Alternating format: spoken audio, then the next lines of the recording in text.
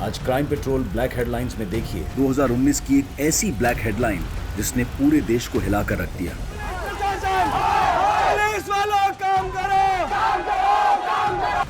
अपराध के इस विभत्स रूप ने इस केस को ऐसे रंग दिए कि राजनीतिक गलियारों में भी हलचल मच गई। चारों तरफ धरने और नारेबाजी होने लगी, जिसने हिंसा का ऐसा रूप ले लिया कि चारों तरफ अशांति का माहौल पैदा हो गया।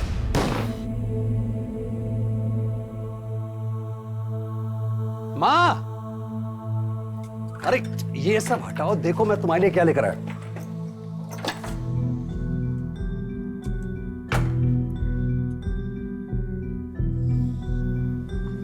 साफ दिखाई दिया? दिख रहा है ना साफ?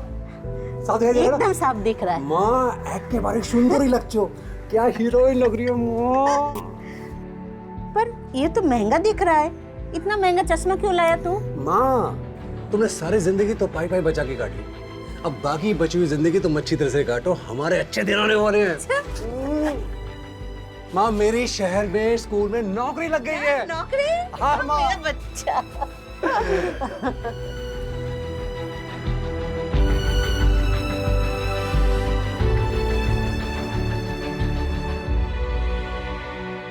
अरे माँ, मैं यहाँ खुश हूँ, तू मेरी इतनी चिंता क्यों करती है? तू इतना दूर रहता है, चिंता तो होती है ना। काश तू इस बार काली पूजा में गांव आ पाता तो। अरे माँ, भाई ना कैसे आते? भाभी इतना लंबा सफर थोड़ी ना कर सकती है इस वक्त। हाँ मेरी माँ, जानती हूँ। तपन बहू कहाँ है? और प्रतुल भी दिखाई नहीं दे रहा है। अरे माँ, प्रतुल तो पूजा करने के साथ ही बाहर चला गया है, आपको तो पता है उसको रोकना बड़ा मुश्किल काम है।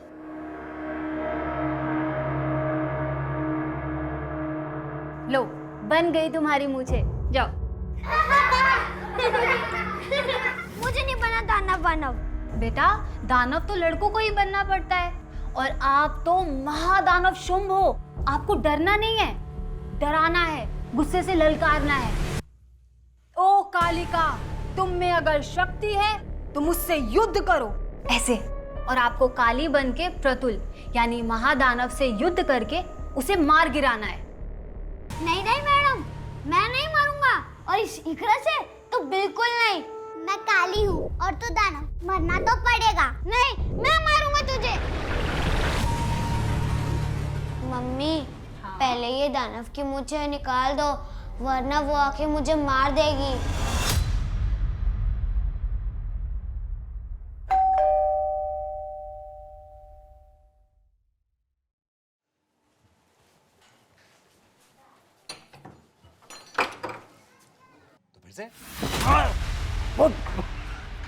पागल है?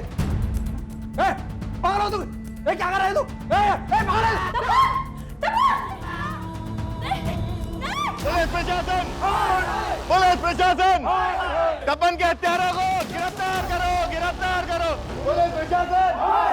पुलिस प्रशासन! पुलिस प्रशासन! पुलिस प्रशासन! शांत हो जाइए, हमें अंदर जाने दीजिए प्लीज। हम नहीं हटेंगे, हम नहीं हटेंगे। हट जाइए, हमें अंदर जाने दीजिए प्लीज। हम नहीं जाने देंगे।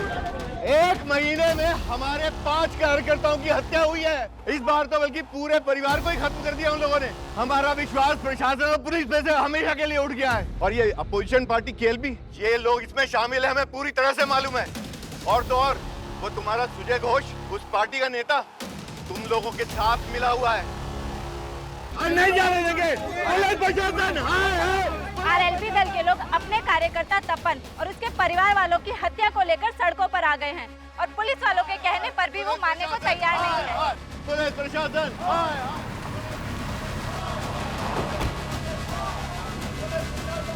जैन सर, इनको कंट्रोल करना बहुत मुश्किल हो रहा है सर। क्राइम सीन पे भी नहीं जाने दे रहे। इनमें कोई तपन की फैमिली वाला भी है? नहीं सर, उसकी माँ और बहन गांव में रहते हैं, अभी तक पहुंचे नहीं है।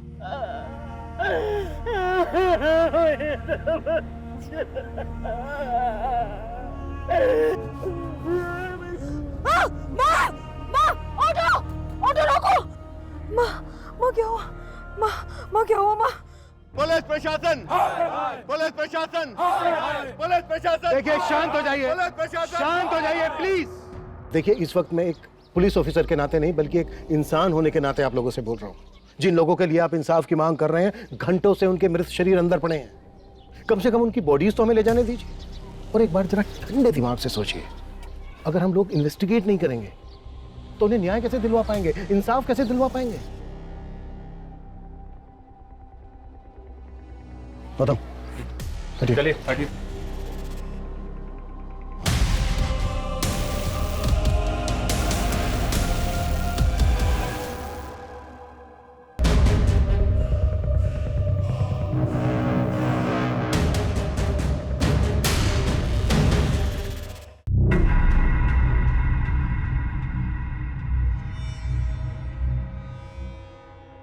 Wow, it's killing. ये होती है असली बिरयानी की खुशबू। अरे आप बिरयानी टेस्ट कीजिए, वो और भी ज्यादा किलिंग है। वाओ, इसका टेस्ट तो इतना अच्छा है ना, शब्द ही नहीं मिल रहे हैं मुझे तारीफ में। अरे क्या हुआ, आप ठीक है? कुछ नहीं, आपकी बिरयानी मेरे बच्चे को भी बहुत पसंद आई, किक मार रहा है अंदर।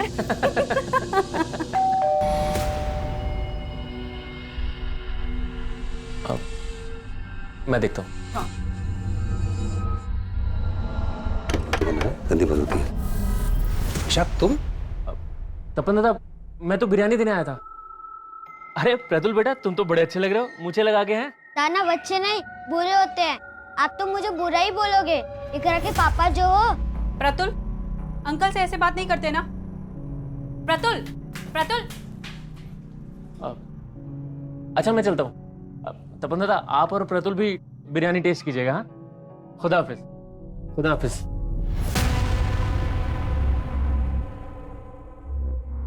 कहाँ जा रहे हो? पुलिस के सामने अपना मुंह खोला ना तो मेरा और अपनी बेटी का मरा मुंह देखोगे।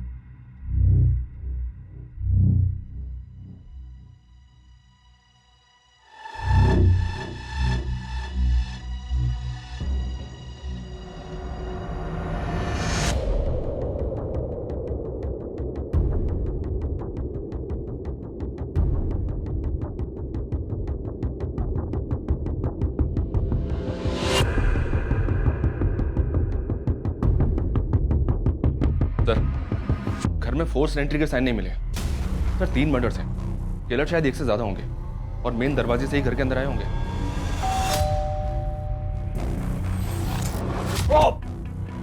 तपन और इसकी बीवी के मर्डर्स काफी ब्रूटल। और यहाँ इनके बच्चे को देखो। लुक, बच्चे को गला दबाकर मारा गया है। जो किलर तपन की प्रेग्नेंट बीवी के घर पर इतनी बेदर्दी से वार करता है, वो बच्चे को सिर्फ गला दबाकर मारता है। आखिर चल क्या रहा होगा किलर के दिमाग में? ये आरएलपी पार्टी वाले तो इन मर्डर्स को राजनीतिक रंजिश ही बता रहे हैं सर। इन लाशों का हाल देखकर तो गहरी रंजिश लग रही है। ऐसा लग रहा है कि एंगल पर्सनल रहा होगा। आसपास पता करवाओ, शायद कल रात किसी ने किसी को आते जाते देखा हो। सर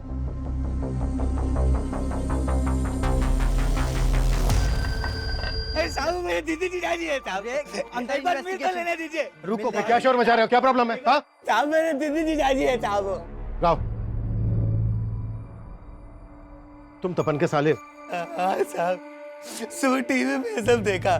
काफी महीनों से मिला नहीं हूँ, कल बस दीदी से बात हुई थी। हाँ दीदी, काली पूजा की बहुत बहुत बधाई आपको। अरे पोल्टू, तुमको भी बधाई हो। तुम खुश तो हो? अरे मैं तो डबल खुश हूँ, दूसरी बार मामा बनने वाला हूँ ना। दीदी, जीजा जी कहाँ हैं? अरे वो घर पे नहीं है, तू उनके नंबर पे कॉल कर ले। फिर मैंने जीजा जी को फोन किया, लेकिन उन्होंने उठाया नहीं। कल कब की बात है ये? करीब शाम को 7 बजे होंगे। तपन की माँ और बहन कहाँ हैं? वो आ ही रहे थे साहब, लेकिन जीजा जी की माँ रास्ते में बेहोश हो गई।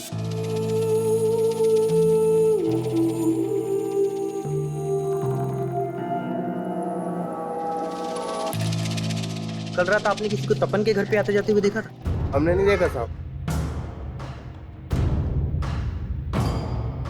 सर, इनका कोई भी पड़ोसी खुल के सामने नहीं आ रहा। समझ में नहीं आ रहा कि कोई कुछ जानता भी है नहीं। ये इस पॉलिटिकल हंगामे का असर है। शायद सब डरे हुए, शबर इनके द्वारा डराए गए। खत्म। अपने ऐसी खबरें एक्टिव करो जिनकी पहुंच जड़ों तक हो। मुझे तपन और उसकी फैमिली से रिलेटेड एक इन्फॉर्मेशन चाहिए। जी सर। चाहिए। सर, आपको क्या लगता है इन हत्याओं के पीछे किसका हाथ है? सर, सर, एक तरफ आरएलबी पार्टी के नेता पारस सिन्हा के इस मामले में बयानबाजी चल रही है, वहीं दूसरी तरफ पुलिस इस मामले में अपनी कोई भी प्रतिक्रिया देने से बच रही है। दो बिल्लियों की लड़ाई में ना रोटी हमेशा बंदर ही खाता है। बाबा, मैं आपसे कुछ बात कर रहा हूं, अपनी जमीन तो बचा लोगे ना आप? अपनी जबान को थोड़ा लगाम लगा। क्यों चुप गई मेरी बात? ये उनके मौत के बारे में सुनकर आपका गला भराया। बाबा एक बात ध्यान रखना, ये वही लोग हैं जिन्होंने आपका गला पकड़कर आपकी पतलून तक गीली कर दी थी। बाप की इज्जत नहीं करता कोई बात नहीं, कम से कम अपनी बहन के सामने तो अपनी जबान से गंदगी मत निकाल। बात करता है। ये तपन और संगा की कॉलेज टीम है, जिन जिन के साथ भी इन दोनों की बात हुई थी उन सबको बुला के इंक्वायरी करो। Sir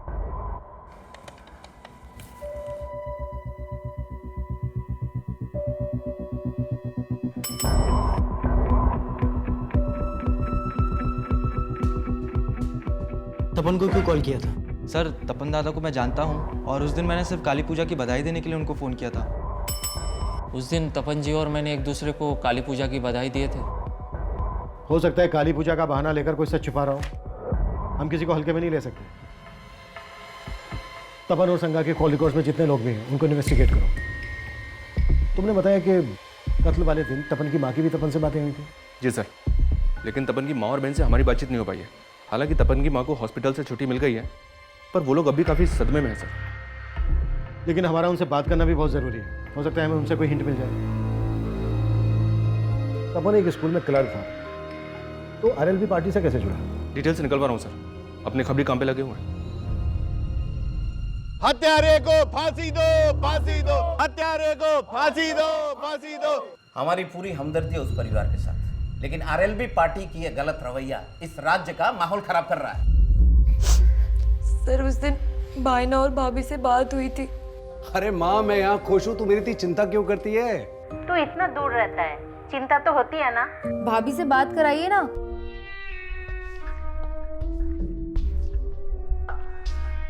saga. हाँ, क्या हुआ? माँ का फोन है, बात करना चाहती है। अरे माँ, कैसी हो आप? और उर्मी, क्या चल रहा है? अरे भाभी, ये तो हमें पूछना चाहिए आपसे कि आप कैसे हो, अच्छे हो ना? हाँ, एकदम बढ़िया हूँ। लेकिन आप लोग ये बताओ, इस बार हम लोग गाँव नहीं आ पाए तो आप लोग भी नहीं आए? अरे अगले महीने तो आना ही है ना तेरी डिलीवरी पे, इसलिए सोचा सीधा तभी आए। मगर क्या मालूम था कि एक ही झटके में सब कुछ। देखिए, लोगों का कहना है कि तपन और उसकी फैमिली की हत्या के पीछे पॉलिटिकल मकसद है, लेकिन क्या आप लोगों को भी ऐसा ही लगता है? सर भाईना ने हमें कभी बताया ही नहीं कि वो आरएलबी पार्टी के लिए भी काम कर रहे थे। 5 साल पहले तो वो इसलिए शहर गए थे क्योंकि वहाँ पे उनकी एक स्कूल में नौकरी लगी थी। माँ, मेरी शहर में स्कूल में नौकरी लग गई है। नौकरी? हाँ माँ। मेरा बच्चा। और फिर तपन भाईना भाभी और प्रतुल के साथ शहर चले गए। अच्छा, शहर में या फिर यहाँ गांव में क्या तपन की किसी से कोई ऐसी दुश्मनी थी जो उसकी मौत की वजह बन सकती है?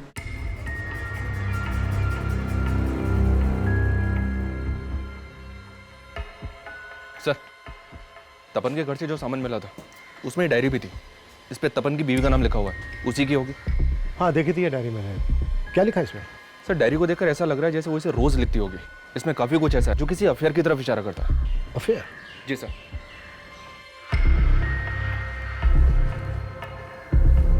हमारे रिश्तों में वो गर्माहट नहीं रही। कभी तुम मुझे गलत समझते हो, कभी मैं तुम्हें। सागा। हाँ, क्या हुआ? माँ का फोन है, बात करना चाहती है। अरे माँ, कैसी हो आप?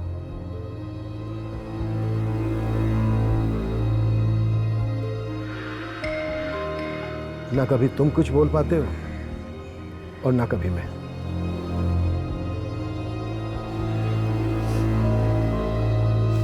हमारा सिर्फ एक ही दुश्मन है और वो है तपन का बाप। उसने मुझे सालों पहले ही छोड़ के दूसरी शादी कर ली। मैंने बच्चों को किसी तरह बड़ा किया, इसलिए तपन बचपन से ही अपने बाप से नाराज था। जब वो पढ़ लिख गया तो उसने अपने हक के लिए उन पे केस कर दिया और इससे उनकी दूसरी बीवी का बेटा और भी तिल मिला गया। मेरे बाप का जो भी है ना वो मेरा है। तेरा बेटा तेरे पति से नहीं मुझसे पंगे ले रहा है। समझा देना उसको कि केस वापस ले ले, वरना उसका वो हाल करूंगा कि कहीं मुंह दिखाने लायक नहीं रहेगा वो। क्या लगा रखा है? इधर क्या बात कर रहा है? इधर बात करना है? तू इधर आया कैसे? तेरी हिम्मत कैसे हुई? धमकी दे रहा, धमकी दे रहा। लगा यार। तपन भैया, छोड़ उसे। छोड़। मारेगा। लगे यहाँ से। और तुम्हारा केस ना कोर्ट में जाएगा, वो फैसला करेगा तुम्हारा। तुमने मेरी माँ को जो भी परेशानी दी है ना, सबकी कीमत चुकानी पड़ेगी। लगे जा। देख लूंगा तेरे को मैं।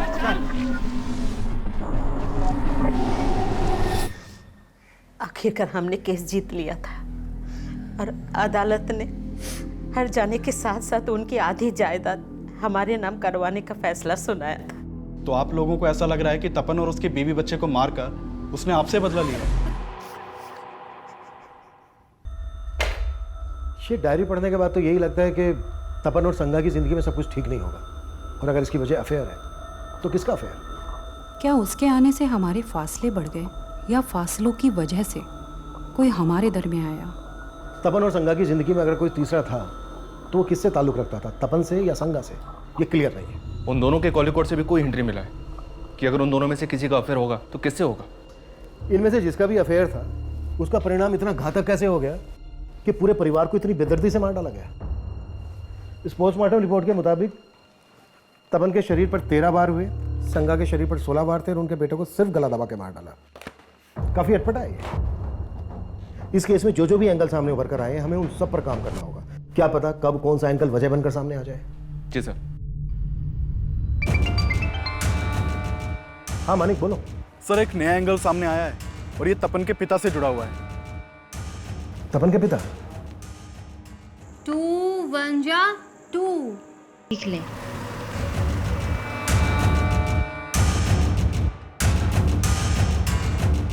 अरे कहाँ गुल खिलाकर आए हो आप, जो आपके पीछे पीछे पुलिस भी आ गई यहाँ पर?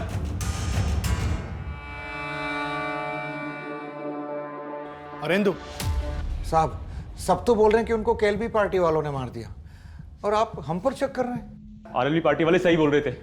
आप लोग केएलबी पार्टी वालों को बचाने के लिए हमें फंसाओगे। चुप, बिल्कुल चुप। बहुत ज्यादा बोलता है ना तू।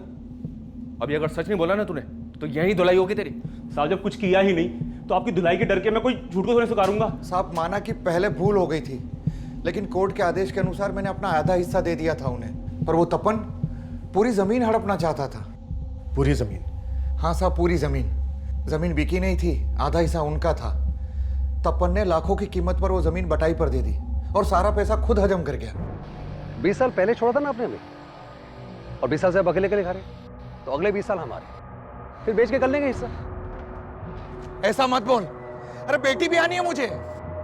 तो मुझे भी अपनी बहन भी आनी है। साहब उसने पाई पाई को तरसा दिया था, पर हम कोर्ट नहीं गए, ये सोच के कि मिलजुल के रास्ता निकाल लेंगे। और जब रास्ता नहीं निकला तो खत्म कर दिया उसने? नहीं साहब, वो तो शहर में थे, और जब ये कांड हुआ तो मैं और मेरा बेटा तो गांव में थे। तो किसे भेजा था उसको मारने के लिए?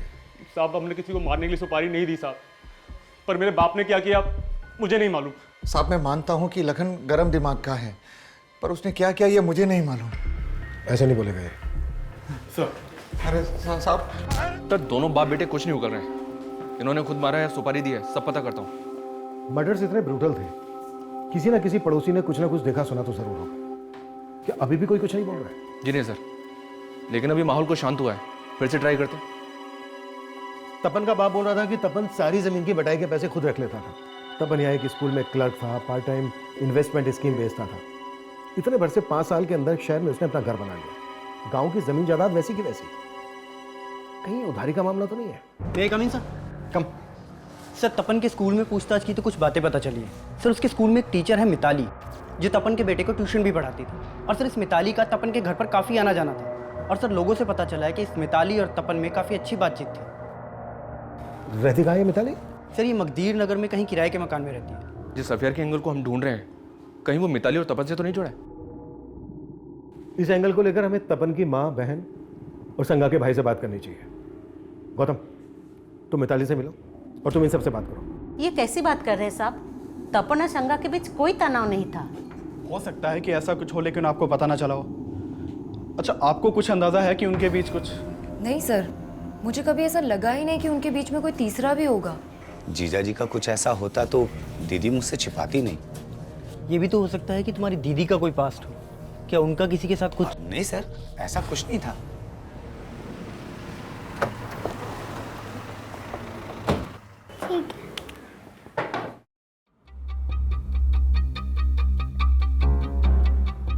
सर, काली पूजा वाले दिन ही मैंने आखिरी बार तपन जी और प्रतुल को देखा था। मैं काली हूँ और तू दानव, मरना तो पड़ेगा। नहीं, मैं मारूंगा तुझे। बेटा उठो, आप उठो। उठो उठो उठो। ये क्या कर रहे बेटा? मुझे घर जाना है। फिर वो प्रतुल को ले गए और अगली सुबह उन सबके मर्डर का पता चला। देखिए, हमें पता चला है तपन और संगा का रिलेशन ठीक नहीं चल रहा था। आपका तो उनके घर भी आना जाना था। इसकी हिंट तो होगी आपको। नहीं सर, मुझे तो कभी ऐसा कुछ नहीं लगा। जब भी उनके घर जाना होता था दोनों खुश ही लगते थे। प्रतुल ने जब से आपकी क्लास ज्वाइन की है ना, बहुत अच्छा कर रहा है। अच्छा तो करेगा ही। आपने टीचर जो ऐसी चूज की है। ठीक है, जरूरत पड़ी तो हम आपसे दोबारा बात करेंगे। सर, एक मिनट। सर, तपन जी आरएलबी पार्टी में कितना एक्टिव थे ये मैं नहीं जानती, लेकिन वो समाज सेवा में हमेशा आगे रहते थे। सर, हमारे स्कूल के पास सरकारी ज़मीन का एक हिस्सा बड़े टाइम से खाली पड़ा हुआ था और एक कम्युनिटी के लोग उस पर अपना कब्जा जमाना चाहते थे। तपन जी, आजकल ये लोग रोज़ यहाँ इकट्ठा हो जाते हैं। आखिर चक्कर क्या है? मुझे खबर मिली है कि ये लोग इलीगल तरीके से ज़मीन को हथियाने की कोशिश कर रहे हैं, जो मैं होने नहीं दूंगा। अरे बच्चों की जगह ही है। मैं कोर्ट में इनके खिलाफ पिटीशन दायर करने वाला हूँ। सर, उनके पिटीशन डालने की वजह से ही कोर्ट के आदेश पे वो ज़मीन म्यूनसिपल कॉर्पोरेशन को दे दी गई। तो मतलब आप कहना चाहती हैं उन लोगों ने तपन के परिवार को? हो सकता है। उनका नेता उस्मान बड़ा ही दबंग आदमी है। हो सकता है उसको पता चल गया हो कि वो पिटीशन तपन जी ने ही फाइल की थी। सर, मिताली की बात सही निकली कि तपन ने उस्मान और उसके कुछ आदमियों के खिलाफ पिटीशन फाइल की थी। ये उस्मान तपन के घर के नजदीक ही रहता है। मानी को भेजा है उस्मान को बुलाने के लिए।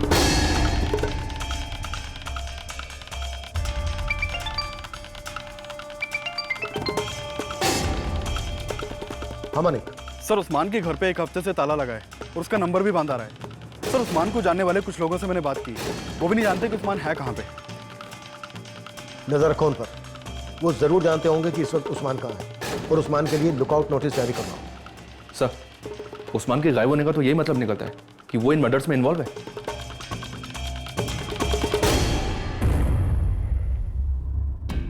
इस केस में हम अफेयर वाले एंगल को भी रूल आउट नहीं कर सकते।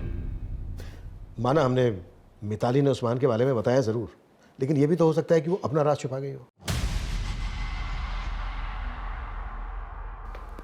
सांगा की यह डायरी साफ इशारा करती है कि तपन और सांगा के बीच कोई तो तीसरा था।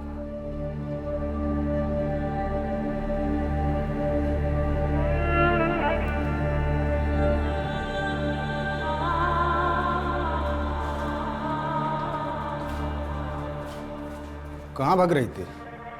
जब तक लॉज का बिल नहीं भर देती ना, तो यहाँ से नहीं भाग सकती है।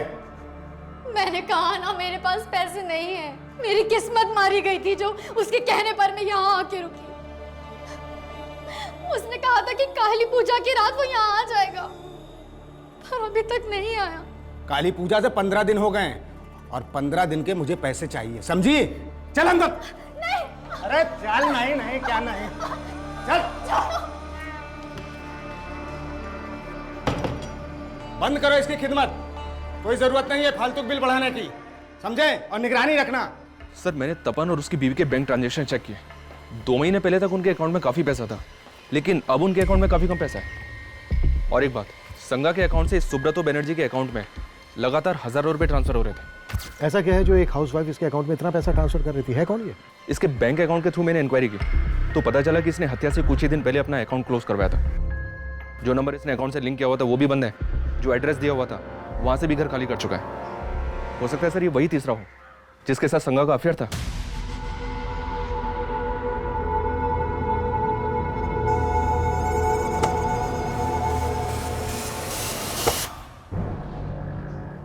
कहीं ऐसा तो नहीं है कि सुब्रतो बनर्जी संगा को किसी वजह से ब्लैकमेल कर रहा था? इस सुब्रतो बनर्जी के लिए तलाश शुरू करवा दी मैंने सर। और उस्मान, उसका कुछ पता चला?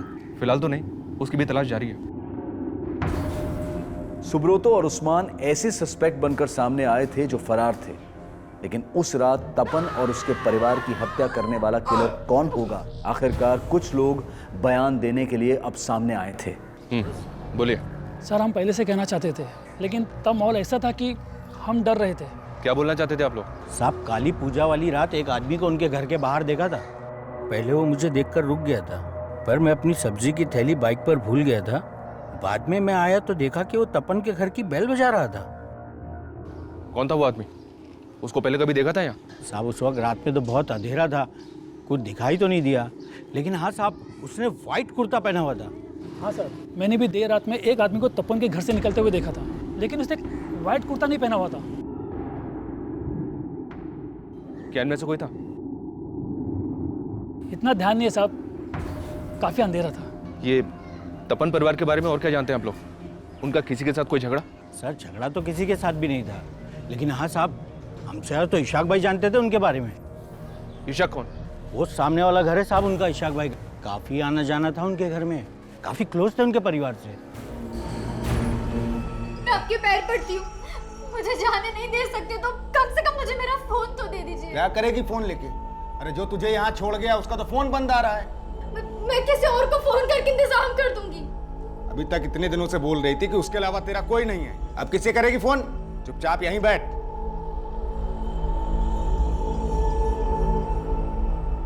हमने उस दिन भी आप लोगों से बात की थी, आपका इतना मेल जोल था उनसे, फिर भी आपने हमें कुछ नहीं बताया।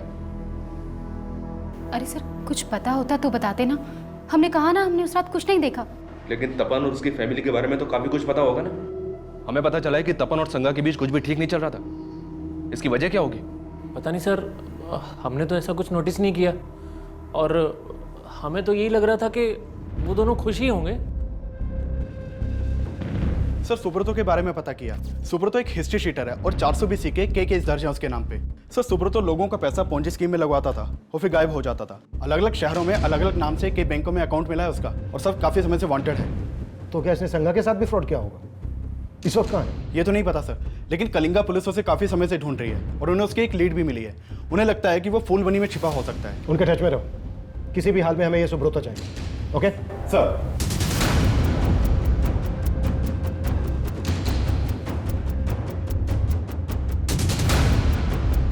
सर, अगर अफेयर का एंगल है तो शायद ईशा या तबस्सुम में से भी किसी का तपन या संगा से अफेयर हो सकता है। जिन दो आदमियों को पड़ोसी ने देखा था, उनकी आइडेंटिटी पता करने पर ज्यादा जोर दो। उन लोगों ने उसे ठीक से नहीं देखा था सर, फिर भी ट्राई कर रहा हूँ स्केच बनवाने के लिए। तपन के घर के बाहर देखे गए अनजान आदमी का स्केच बनवाने की पुलिस ने कोशिश तो की, लेकिन जो स्केच बनकर सामने आया उसको पहचान देना नामुमकिन नजर आ रहा था। सर, उस्मान के बारे में पता चला है। ये उस्मान इशाक की बीवी तबस्सुम का दूर का रिश्तेदार भी है।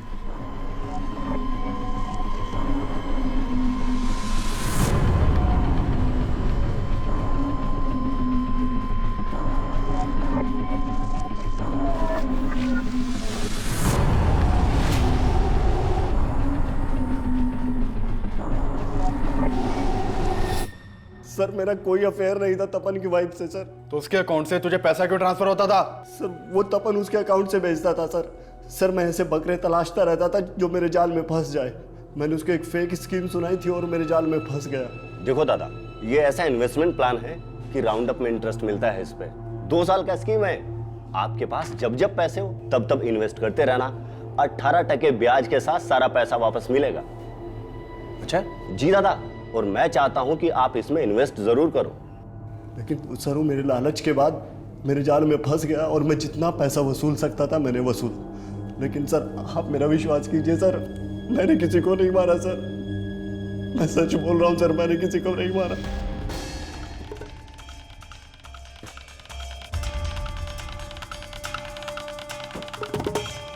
सर, ये थैली में ये खून से सना हुआ कुर्ता मिला है। सर, ये सारा सामान यहाँ डंप किया गया था। आइए सर। सर, इस सब सामान को इस थैली के अंदर डाल के इस पत्थर के पीछे यहाँ डंप किया गया था। सर, ये आदमी सुबह यहाँ से जा रहा था, इसने ये थैली देखी और हमें इन्फॉर्म किया। सर, ये जगह तपन के घर से ज्यादा दूर नहीं है। एक विटनेस ने बताया था कि हत्या वाली रात को एक आदमी व्हाइट कुर्ते में तपन के घर के बाहर देखा गया था। ये कोई तो मर्डर वेपन हो सकता है सर। उस रात एक आदमी व्हाइट कुर्ता पहनकर तपन के घर के अंदर गया, तो फिर से और जब घर से बाहर निकला उसने नीले रंग की कमीज पहनी हुई थी।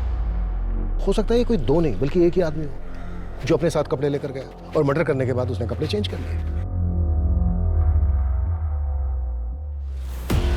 और फिर व्हाइट कुर्ता और कोयता लाकर इस पत्थर के पास डंप कर दिया। आसपास पता करवाओ, शायद काली पूजा की रात को उस किलर को किसी ने यहाँ पर ये सब डंप करते हुए देखा हो। Okay sir.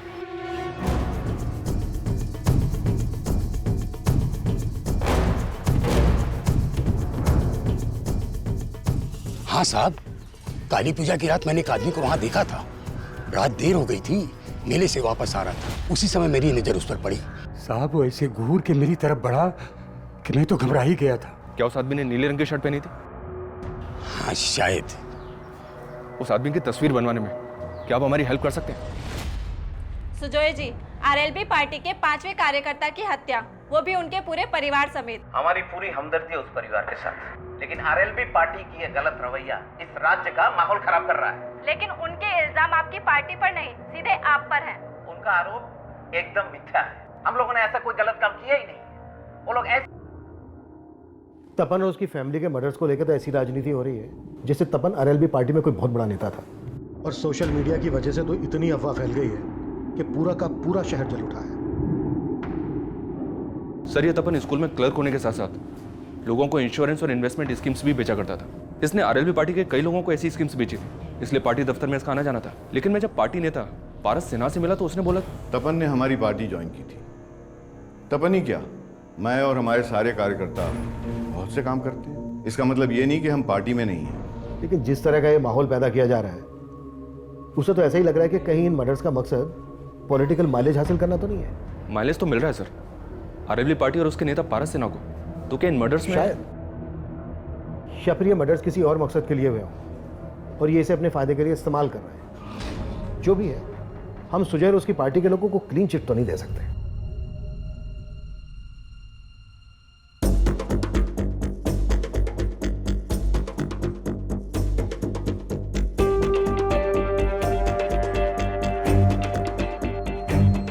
सर, ये स्केच उन स्केचेस से अलग है जो तपन के पड़ोसी ने बनवाए थे। सर एक मिनट, सर ये आदमी कहीं देखा देखा लग रहा है। हाँ सर, इसे तो हमने पूछताछ के लिए बुलाया था।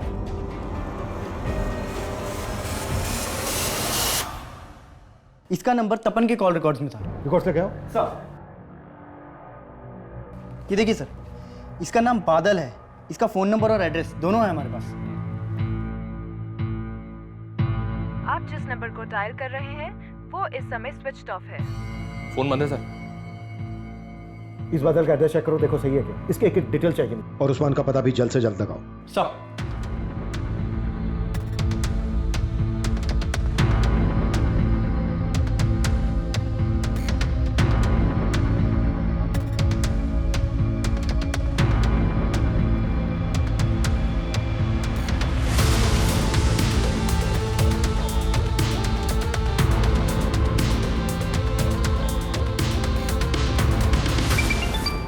हाँ गौतम बोलो। सर, बादल के घर पे भी ताला लगा हुआ है। और एक बात, आसपास इंक्वायरी की तो पता चला कि बादल पास के गांव की एक लड़की को भी भगा ले गया था। लड़की भगा ले गया था? पता करो इस लड़की का इसके इससे कोई कनेक्शन है क्या?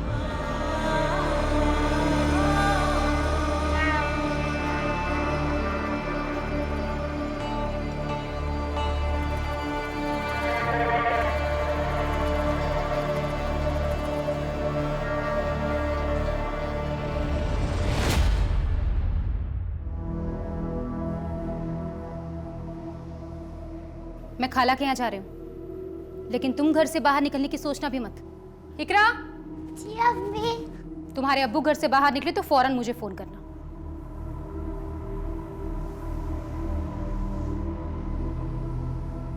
सर वो उस्मान खुद आया पुलिस स्टेशन।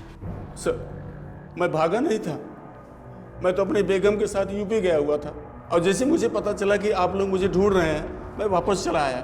भागा नहीं था तो फोन बंद क्यों था तेरा? सर वो तपन की वजह से वो जमीन नहीं हथिया पाया तो मरवा दिया उसको। तपन जी, आजकल ये लोग रोज यहाँ इकट्ठा हो जाते हैं, आखिर चक्कर क्या है? मुझे खबर मिली है कि ये लोग इलीगल तरीके से जमीन को हथियाने की कोशिश कर रहे हैं, जो मैं होने नहीं दूंगा। अरे बच्चों की जगह ही मैं कोर्ट में इनके खिलाफ पिटीशन दायर करने वाला हूँ। मुझे तो मालूम भी नहीं था कि तपन ने पिटीशन फाइल की थी। चलिए बोल, तबस्सुम और इशाक का ही सबसे क्या लेना देना है? तबस्सुम इशाक भाई पर शक करती थी कि उसका तपन के बीबी से कोई चक्कर है। सर मैंने बादल के कॉल रिकॉर्ड्स चेक किए। ये देखिए सर बादल के कॉल रिकॉर्ड में एक बरणी नाम की लड़की का नंबर मिला है। सर बादल और बरणी के बीच में काफी बातचीत होती थी। सर ये वही लड़की है जिसे लेकर बादल भाग गया था। सर काली पूजा वाले दिन भी इन दोनों के बीच में काफी बातचीत हुई थी। सर बादल का नंबर तो बंद आ रहा है, लेकिन बरणी का नंबर चल रहा है और हम उसकी लोकेशन ट्रेस करने की कोशिश कर रहे हैं।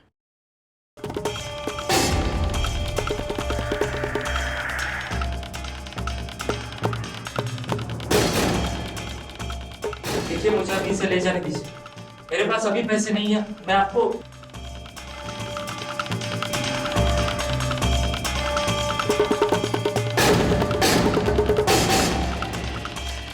क्या बादल सचमुच हत्यारा था या उसे एक मोहरा बनाकर एक बड़ी चाल चली गई थी? साहब मैं मानता हूँ कि मेरी बीवी मुझ पे शक करती है, लेकिन साहब हमारा कोई अफेयर नहीं था। मैं उनको बोलता भाभी था लेकिन मानता बहन जैसी था साहब। लेकिन तबस्सुम तो तुझ पे शक करती थी, तो क्या उसने उस्मान को बोल के? नहीं साहब नहीं, तबस्सुम पे मुझे शक नहीं है, लेकिन हाँ उस्मान पे मुझे पूरा शक है साहब, क्योंकि वो जिस जमीन पर कब्जा करने वाला था ना, उसके बारे में तपन दादा को मैंने बताया था, जिसके बाद तपन दादा ने पिटीशन फाइल की थी। तो ये बात बताने के लिए तो पहले क्यों नहीं आया? हाँ साहब मैं तो बताने के लिए आने वाला था, लेकिन वो तबस्सुम ने रोक लिया साहब। अच्छा, पहले बोलता है कि तबस्सुम पे शक नहीं है, फिर बोलता है कि तबस्सुम उस्मान को फंसा रही है। कहीं ऐसा तो नहीं उनको फंसा के इस कांड को तू ही करके निकल गया? नहीं साहब ऐसा कुछ नहीं है साहब, मैं कसम खाता हूँ ऐसा कुछ नहीं है साहब। साहब मैं बरूनी से बहुत प्यार करता हूँ, उससे शादी करने के लिए पैसे बचा रहा था और कुछ पैसों से 2 इन्वेस्टमेंट प्लान लिए थे तपन से, जिसके लिए हर साल 24,000 देने पड़ते थे। पहले साल तो उन्होंने पैसे लेकर रसीद दे दी थी, लेकिन इस साल जब मैंने दूसरे 24,000 की किस्त दी तो उन्होंने रसीद नहीं दी, बोला बाद में दूंगा। तपन दादा आपने रसीद नहीं दिया था मेरा। अरे तुम मुझे क्या रास्ते में रसीद के लिए रोक रहे हो बार बार? तुम्हारे पैसे लेके मैं भाग रहा हूँ क्या? जब भी रसीद मांगता हमेशा टालते। कुछ दिनों के बाद मैं फिर से उनके घर पे गया।